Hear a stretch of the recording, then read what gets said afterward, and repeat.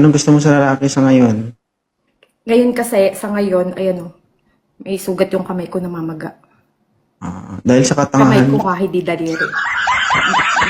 Dahil may sugat siya, nahihirapan ako magluto.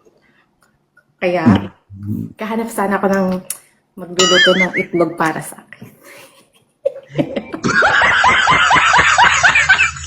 Ilang taon ka na, Dred? 33. 33. Ilan yung anak? Pito.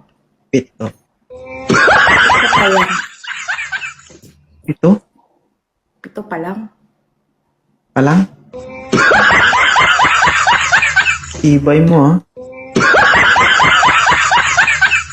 Paano naging 7 ay 33 ka pa lang? Uy, nagsimula ako ng 12. Putang ina, katol-katol. 12 ka pa lang? Nagkaanak ka na? Mm-mm. Ilang taon ka nang walang karelasyon ngayon? 1 year and 7 months. 1 year and 7 months.